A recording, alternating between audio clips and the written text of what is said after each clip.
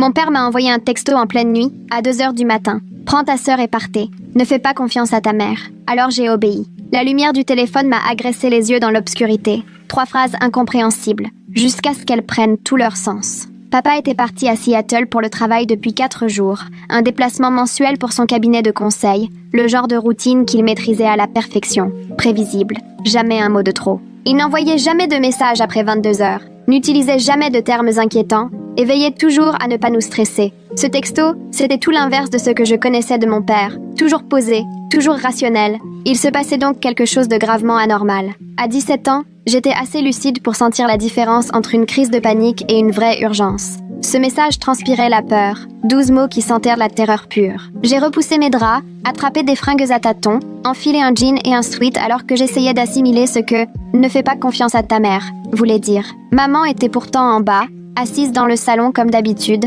devant un documentaire sur les crimes et un verre de vin, ambiance classique des soirées en banlieue, rien d'alarmant à première vue. Mais papa n'aurait jamais prévenu sans raison, et le fait qu'il insiste pour que je prenne ma sœur et qu'on parte voulait tout dire. Il y avait urgence. J'ai mis mes baskets, pris mon sac, échangé mes manuels contre mon ordi, mon chargeur et l'argent que je gardais planqué au fond d'un tiroir, au cas où, sans vraiment savoir pourquoi jusqu'à ce soir-là, 300 $ en petites coupures, qui soudainement prenaient tout leur sens. Ma petite sœur Becca, 12 ans, dormait à poings fermés, rien ne la réveillait. J'ai longé le couloir discrètement, poussé la porte de sa chambre en priant pour que les gonds grincent pas trop. Elle était enfouie dans sa couette, seuls ses cheveux bruns dépassaient, respirant paisiblement. La réveiller sans bruit relevait de l'impossible, mais la brusquer risquait d'alerter maman, et papa m'avait dit « ne lui fais pas confiance ». Je me suis agenouillée au pied de son lit. J'ai posé la main sur sa bouche avant de la secouer doucement. Elle a ouvert les yeux, paniquée, tentant de crier sous ma paume. Je lui ai intimé le silence d'un doigt sur les lèvres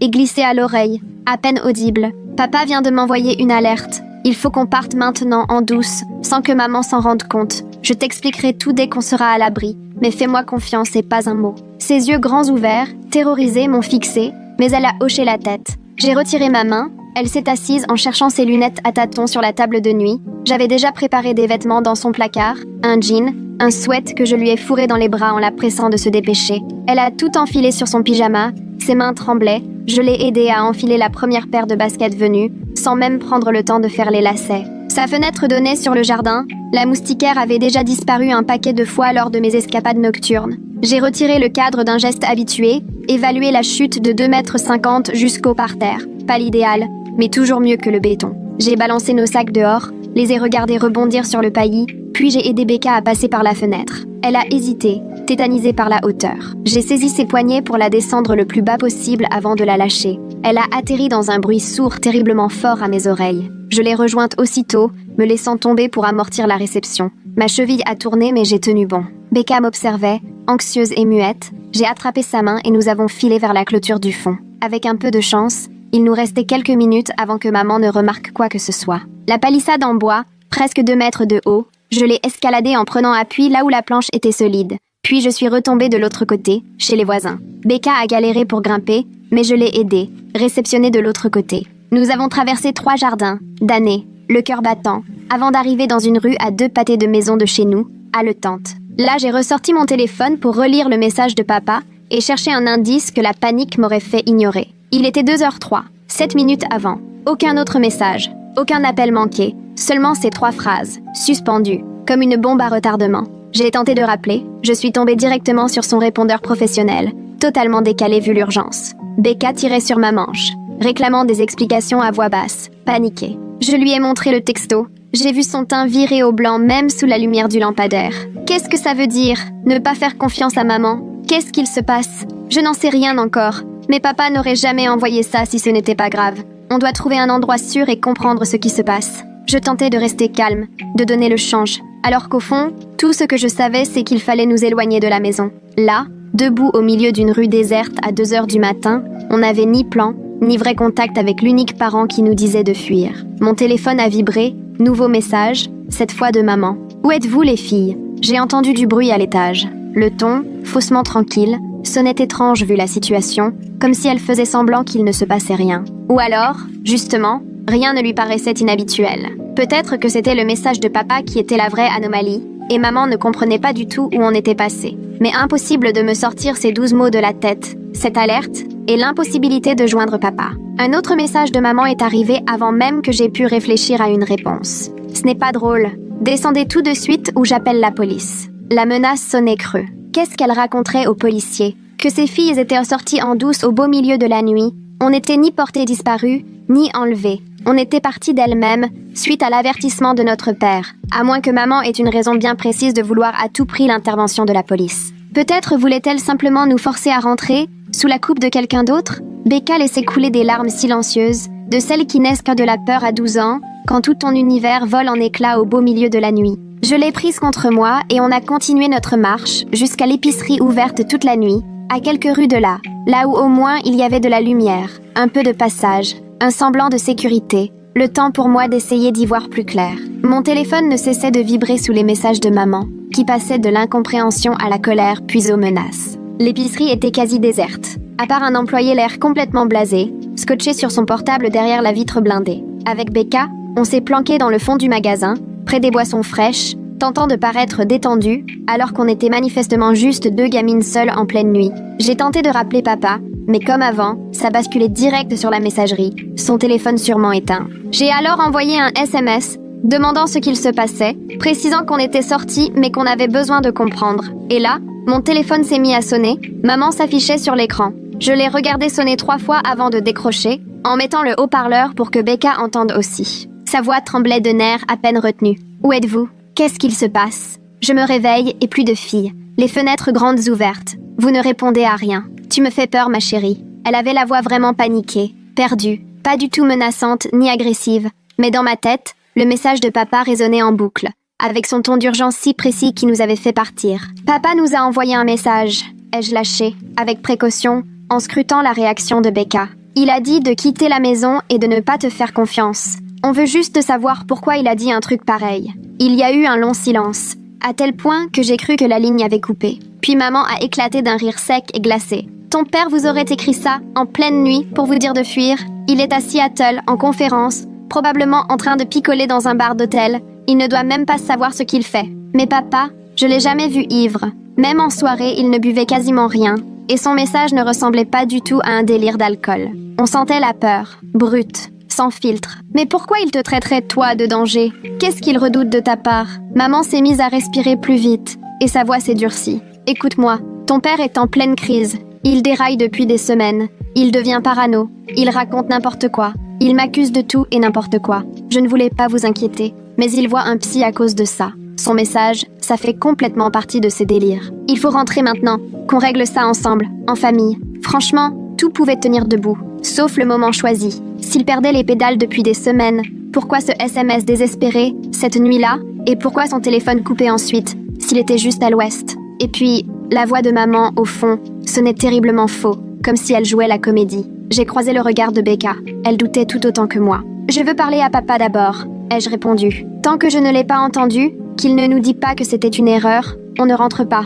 Maman a lâché un soupir exaspéré, puis j'ai entendu du mouvement. Des clés qui s'entrechoquaient, des pas. « Très bien, restez où vous êtes. Je viens vous chercher. On appellera ton père ensemble dans la voiture et on réglera ça tout de suite. » Où vous êtes? Tous mes sens me disaient de ne surtout pas révéler notre position, tant que je n'aurais pas compris ce qui se tramait. On est chez une copine. On rentre dès qu'on aura eu papa. J'ai coupé l'appel sans attendre sa réponse, et j'ai directement éteint mon téléphone, saisi d'une angoisse subite à l'idée d'un traçage possible. Becca a fait pareil, sans qu'aucune consigne ne soit nécessaire. On se comprenait sans parler. L'employé nous observait franchement, doutant visiblement de notre présence à pareille heure. J'ai pris 2 bouteilles d'eau, réglées en liquide, essayant d'avoir l'air aussi normal et pressé que possible. Il fallait bouger, mais aller où? Papa parlait de fuir, mais aucun plan, aucun endroit sûr, juste son avertissement. À peine sortie, Becca m'a attrapé par le bras, m'indiquant la rue derrière nous. Une voiture avançait tout doucement, phare éteint, comme si elle sondait les lieux. Même à distance, j'ai reconnu le SUV argenté de maman, celui qu'elle utilisait pour le boulot et le foot. Elle nous cherchait activement. Elle avait deviné qu'on était dans le coin. On s'est accroupi derrière un camion, guettant l'SUV qui passait. À travers la vitre, je distinguais son profil éclairé par l'écran de son portable. Une expression qui n'avait rien de maternel. Pure froideur. Elle a tourné au coin et là, on a filé en sens inverse, à ras des voitures jusqu'au grand carrefour. Le seul abri à l'horizon, l'arrêt de bus, où on a pu souffler un peu. Papa injoignable, maman qui nous traquait, personne chez qui aller sans risquer d'alerter nos parents. Il nous fallait absolument un adulte fiable, capable d'écouter sans préjugés, quelqu'un d'extérieur. Quand j'ai eu le réflexe de rallumer mon téléphone, il s'est mis à vibrer sous un flot de messages. Presque tous venaient de maman, affolée, mais il y en avait un d'un numéro inconnu. Ici l'agent spécial Victoria Reeves du FBI. Votre père m'a demandé de vous contacter si jamais il lui arrivait quoi que ce soit. Appelez ce numéro au plus vite depuis une ligne sécurisée. Ne rentrez pas chez vous. Ne faites pas confiance à la police locale. J'ai lu ce message 3 fois, tellement c'était surréaliste, avant d'en croire mes yeux. L'intervention du FBI laissait présager des enjeux bien plus sombres qu'une banale crise familiale, et m'a poussé à envisager l'avertissement de papa sous un tout autre angle. On était clairement face à quelque chose de bien plus grave que de simples conflits ou problèmes psychologiques. Becca, qui lisait par-dessus mon épaule, est devenue livide. Pourquoi papa serait-il en contact avec le FBI? Qu'est-ce que maman a bien pu faire? Elle mettait enfin des mots sur les questions qui me hantaient, sans que j'ose les formuler moi-même. J'ai composé le numéro depuis la cabine du magasin, l'angoisse de la géolocalisation me rongeant de plus en plus. Une femme a décroché dès la 2e sonnerie. Malgré l'heure, sa voix était d'un calme professionnel et pleine d'assurance. Ici l'agent Reeves, qui est à l'appareil. C'est Zoé Brennan. Vous nous avez contacté à propos de mon père, Kevin Brennan. Ce soir, il nous a envoyé un message pour qu'on s'enfuit de chez nous et qu'on ne fasse plus confiance à notre mère. Il faut que vous nous expliquiez ce qui se passe. L'agent Reeves a marqué une pause, et au fil de ce silence, je percevais son clavier crépiter, comme si elle cherchait des infos ou vérifiait un dossier. Votre père collabore depuis 3 mois à une enquête fédérale sur des infractions financières. Il a découvert que votre mère dirigeait une escroquerie complexe, utilisant son agence immobilière pour détourner de l'argent. On était en train de finaliser le dossier, mais ce soir, nos équipes ont perdu sa trace. Son dernier geste a été de vous envoyer ce message d'alerte, juste avant que son téléphone ne s'éteigne. Ces mots m'ont heurté comme un coup de poing. Je me suis agrippée au combiné pour rester debout. Maman n'était pas en pleine crise ou en train de traverser une mauvaise passe. C'était une criminelle, visée par une enquête fédérale. Papa, lui, aidait le FBI en cachette pour réunir des preuves contre elle. Et cette nuit, tout avait dérapé, déclenchant son terrible message. Où était-il à présent? Était-il seulement encore en vie? L'agent Reeves, après un moment d'hésitation, a fini par lâcher « Nous ignorons où il se trouve ».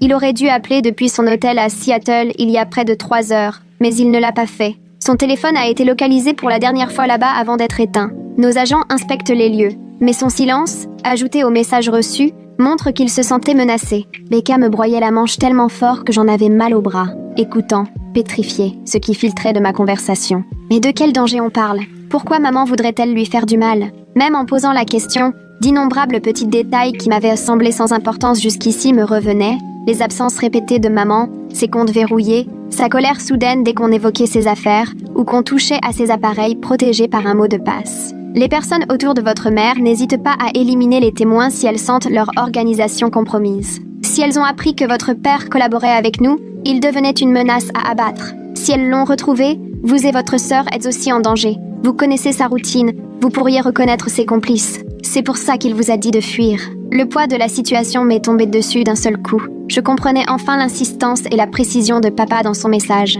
On ne fuyait pas simplement une dispute de famille. On essayait d'échapper à des criminels prêts à tout pour préserver leurs secrets. Qu'est-ce qu'on est censé faire alors? Où aller? L'agent Reeves m'a donné l'adresse d'un bureau du FBI à une 50aine de kilomètres au nord. Rendez-vous là-bas immédiatement, sans utiliser de carte bancaire ou de téléphone, sauf en ultime recours. Si vous croisez votre mère ou quelqu'un de suspect, appelez tout de suite le 17. Je dépêche des agents, mais ils seront là dans 3 quarts d'heure au mieux. Cachez-vous et restez en mouvement jusqu'à ce qu'ils arrivent. Après avoir raccroché, j'ai tout répété à Becca, voyant sur son visage se succéder l'incrédulité, la peur, puis une maturité grave et résignée. 12 ans, et la voilà forcée d'admettre que notre mère est une criminelle. Papa avait disparu, probablement pire, et nous voilà traqués par des tueurs de sang-froid. C'était irréel, presque insoutenable, pour une enfant qui quelques heures plus tôt ne pensait qu'à ses devoirs et au potin du collège.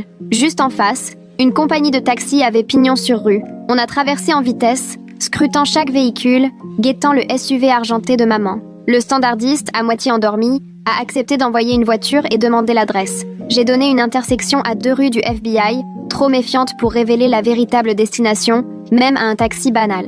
Le taxi a mis un bon quart d'heure à arriver. Une vieille berline brinque-ballante, au volant de laquelle un chauffeur manifestement contrarié de tomber sur une course aussi longue en pleine nuit. On s'est assis à l'arrière. Je lui ai glissé l'argent directement en lui demandant d'éviter les grands axes et de rouler prudemment. Il m'a dévisagé, mais après avoir empoché la somme, il a démarré. À peine avions-nous quitté la ville qu'un jeu de phare est venu se coller derrière nous, fonçant droit sur notre pare-choc. Le chauffeur l'a remarqué, a juré, puis appuyé sur l'accélérateur. On dirait qu'un abruti nous colle au basket, probablement des fêtards bourrés. Mais en me retournant, j'ai reconnu le SUV de maman, désormais assez près pour distinguer son expression fermée, déterminée, à travers le pare-brise. « C'est notre mère », ai-je lancé au chauffeur. « Elle est dangereuse, il faut qu'on la sème !» Il a eu l'air de me prendre pour une hystérique jusqu'au moment où le SUV nous a violemment percutés à l'arrière, propulsant Becca et moi sur les sièges d'avant. Il a pesté et forcé sur l'accélérateur. Le vieux taxi peinait à filer pendant que maman nous harcelait, multipliant les chocs. La route était déserte, bordée d'arbres, l'endroit rêvé pour une embuscade.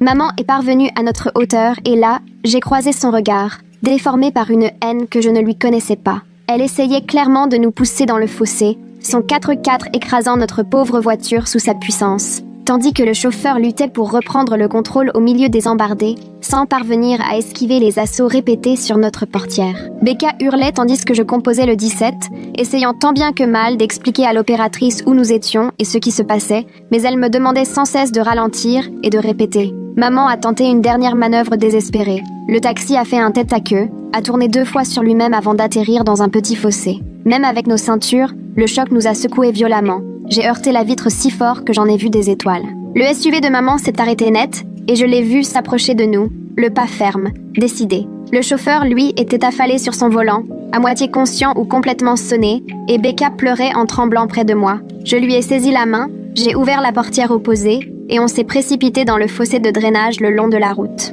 On a couru à travers les broussailles et dans l'obscurité la plus totale, avec maman qui criait derrière nous, sa voix résonnant dans toute la nuit. « Les filles, arrêtez-vous, je veux vous protéger. Le FBI vous ment, votre père vous ment, je veux simplement vous parler. » Mais ces mots sonnaient faux. Ces gestes n'avaient rien de maternel, rien de quelqu'un qui cherche vraiment à protéger ses enfants. Le fossé rejoignait un tuyau sous la route, alors on l'a traversé à 4 pattes, ressorti de l'autre côté, couverte de boue et d'égratignures. Derrière nous, j'entendais les sirènes se rapprocher. Mon appel avait fini par aboutir. Maman aussi a dû les entendre, parce qu'elle s'est tue soudain, et j'ai perçu le bruit de son moteur qui redémarrait à toute vitesse, loin de la scène. Les voitures de police sont arrivées gyrophares allumés, des agents se sont précipités sur le taxi et ont commencé à fouiller partout. Nous sommes sortis du tuyau, mains en l'air, en criant qu'on était les victimes, que c'était nous qui avions appelé les secours. Un policier est venu vers nous prudemment, la main posée sur son arme, pendant que son collègue s'occupait du chauffeur de taxi, qui reprenait peu à peu ses esprits. J'ai essayé d'expliquer, à bout de souffle, pendant que Becca restait agrippée à moi, en sanglots. Le policier avait l'air sceptique jusqu'à ce que je prononce le nom de l'agent spécial Victoria Reeves du FBI et que je lui montre le message de papa. Là, son visage a changé du tout au tout, il a transmis un code à la radio et nous a demandé de patienter dans sa voiture le temps de vérifier nos dires. 20 minutes plus tard, un convoi de SUV noirs est arrivé. Des agents fédéraux en sont descendus, un signe bien en vue, et ils ont immédiatement pris la situation en main. L'agent Reeves, une femme d'une 40aine d'années au regard acéré par l'expérience des pires affaires, nous a enveloppés dans des couvertures de survie, puis nous a conduites à l'un de leurs véhicules. « Votre père est en vie », nous a-t-elle appris sans détour, et j'ai senti une immense vague de soulagement m'envahir. Il a été attaqué ce soir dans sa chambre d'hôtel, mais il a réussi à mettre ses agresseurs en fuite, et il est désormais sous protection. Il ne cesse de demander de vos nouvelles. Les complices de ta mère n'ayant pas réussi à l'éliminer, ils se sont rabattus sur vous, probablement pour faire pression sur lui et l'empêcher de témoigner. Becca pleurait encore plus fort, soulagée mais submergée par la fatigue et la peur. « Où est maman ? Vous l'avez arrêtée ?» a-t-elle demandé. L'agent Reeves a secoué la tête, l'air grave. Elle a filé avant l'arrivée de la police. Des mandats d'arrêt ont été lancés contre elle pour tentative de meurtre, agression, escroquerie et bien d'autres chefs d'inculpation. Toutes les forces de l'État sont à ses trousses, mais elle a déjà prouvé qu'elle savait se volatiliser quand elle le voulait. Le trajet jusqu'au bureau du FBI s'est fait dans un état second, à moitié sonné, tiraillé entre la fatigue, le choc et l'adrénaline. Après les contrôles de sécurité, on a chacune dû raconter notre version, enregistrant le moindre souvenir de la soirée et du comportement de maman. On nous a apporté à manger, du café brûlant, des couvertures et une attention presque excessive, comme si on risquait de se briser à la moindre contrariété. Papa est arrivé au lever du soleil, dans un état lamentable, visage tuméfié, bras gauche en écharpe, il se déplaçait avec raideur, visiblement souffrant. Dès qu'il nous a vus dans la salle de réunion, il a craqué, nous prenant toutes les deux dans ses bras avec une douceur inquiète pendant que Becca cachait son visage dans sa poitrine en sanglotant. Je suis désolé, tellement désolé, répétait-il en boucle. Je n'aurais jamais dû vous faire subir tout ça. Je croyais pouvoir régler tout ça discrètement. Je croyais pouvoir vous protéger. Petit à petit, toute la vérité a été révélée. Depuis 5 ans, maman menait une vaste escroquerie immobilière, utilisant sa licence pour blanchir l'argent d'une organisation criminelle, et papa avait découvert des preuves irréfutables. Des messages qui montraient non seulement qu'elle était impliquée, mais qu'elle avait un rôle central. Plutôt que de la confronter, il avait contacté le FBI et passé 3 mois à rassembler discrètement des preuves, tout en faisant bonne figure à la maison. Ce soir-là, à cause d'une fuite, les complices de maman avaient appris sa collaboration, et ils avaient envoyé des hommes à son hôtel pour l'éliminer. Heureusement, papa, devenu méfiant, avait renforcé les verrous et préparé un plan d'urgence. Il s'est défendu, est parvenu à s'enfuir, et c'est là qu'il nous a envoyé ce fameux message d'alerte. Il savait bien qu'on serait les prochaines sur la liste. Elle n'a jamais vraiment eu l'intention de vous faire du mal, expliqua papa d'une voix brisée. Elle voulait juste vous récupérer avant le FBI, pour se servir de vous contre moi et empêcher mon témoignage. Mais quand vous lui avez échappé, quand vous n'êtes pas rentré, elle a perdu pied. Ce soir-là, la femme qui vous a pris en chasse, ce n'était plus une mère, mais une criminelle prête à tout pour sauver sa peau. 8 mois plus tard, le procès a eu lieu. Maman a été arrêtée à la frontière canadienne, en tentant de fuir avec de faux papiers et une mallette pleine d'argent. Les preuves amassées par papa et le FBI ne laissaient de place à aucun doute. Des années de fraude et de blanchiment, des millions d'euros détournés. 17 personnes ont été poursuivies dans cette affaire. Mais maman a reçu la peine la plus lourde. 25 ans de prison pour fraude, association de malfaiteurs, tentative de meurtre, et la liste de ces crimes était si longue qu'il a fallu 10 minutes au procureur pour tout énumérer. Jamais, lors du procès, elle n'a croisé notre regard. Jamais un mot d'excuse, jamais la moindre explication. Sur le banc des accusés, il ne restait d'elle qu'une étrangère qui arborait le visage de ma mère. Ce jour-là, j'ai compris que nous avions passé toute notre vie aux côtés d'une criminelle sans jamais rien soupçonner. Papa a témoigné pendant 2 jours, la voix ferme malgré une douleur qui se lisait dans ses yeux, racontant comment il était tombé amoureux d'une femme qui n'avait jamais vraiment existé, une femme qui n'avait joué qu'un rôle du début à la fin. Aujourd'hui, Becca et moi vivons avec lui, dans un autre état, sous une forme de protection partielle des témoins. Pas de changement d'identité, ni de déménagement en secret, mais assez de sécurité pour que la peur de croiser un SUV fonçant sur notre voiture ne vienne plus hanter nos nuits. On suit toutes les deux une thérapie, pour apprivoiser la trahison, le choc, et réapprendre à faire confiance, maintenant que l'illusion d'une famille soudée s'est effondrée. De son côté, papa remet petit à petit son cabinet sur pied et tente d'accepter qu'il n'a rien vu venir, tout en nous ayant mises en danger sans le vouloir. Si cette histoire vous a captivé, vous allez adorer les suivantes. Alors abonnez-vous et laissez-moi vos impressions en commentaire.